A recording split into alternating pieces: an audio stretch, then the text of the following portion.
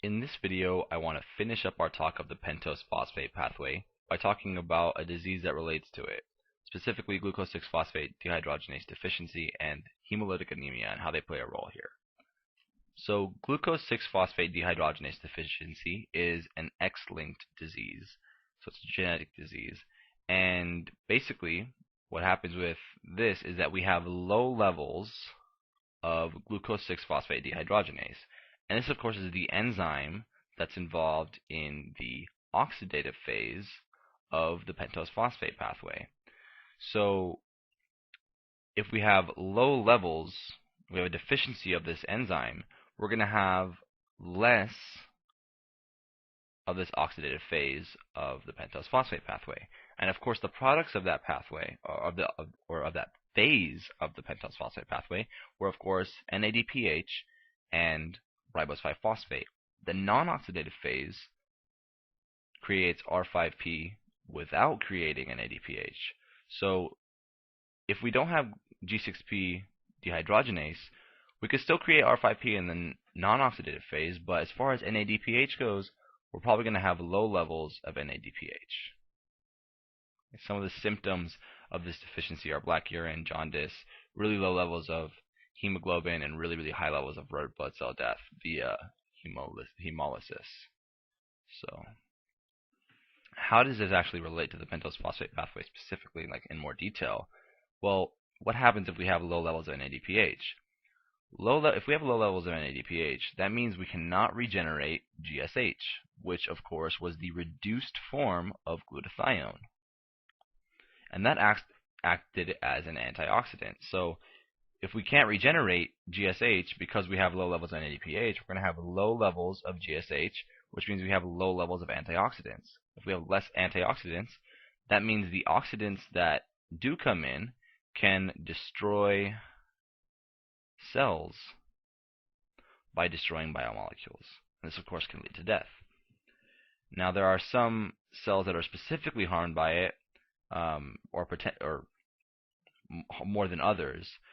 Red blood cells, to be specific, they're especially harmed by antioxidant or by these oxidants. And the obvious thing is that the membranes and the biomolecules are destroyed, which is something that we'd expect, because if there's low GSH around, we can't fight off those oxidants. But further than that, with red blood cells, low GSH levels compromise the structure of hemoglobin. So hemoglobin actually depends on GSH to some extent to keep its structure intact.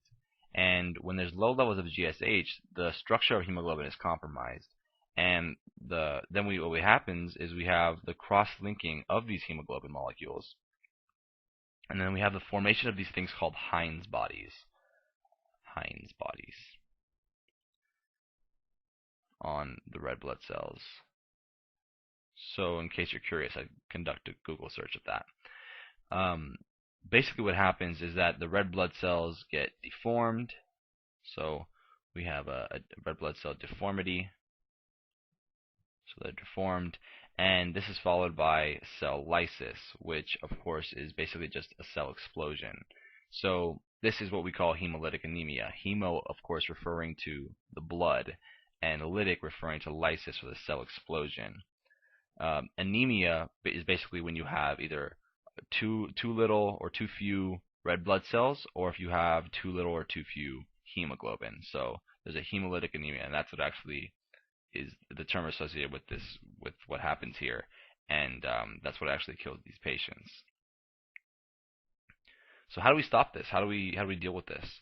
Well, first and foremost, you should know if you have glucose 6-phosphate dehydrogenase deficiency. And if you do, well, you probably want to stay away from oxidants, right? So if you stay away from these oxidants so that they don't go in and destroy your cells.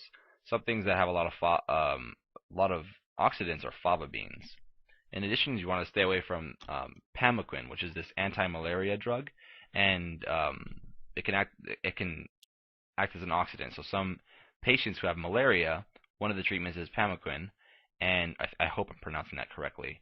And if this is given to a patient with glucose 6-phosphate dehydrogenase deficiency, the oxidants in this drug could potentially kill the patient. So before this drug is administered, the patient must be screened to see if they have that deficiency. On a final note, I will note that I'm not a doctor, so if you have any concerns about any of this, please go see your doctor. I am by no means providing medical advice here. I'm just trying to sort of look at this from an academic perspective. In any case, I hope that video was helpful, and thank you for watching.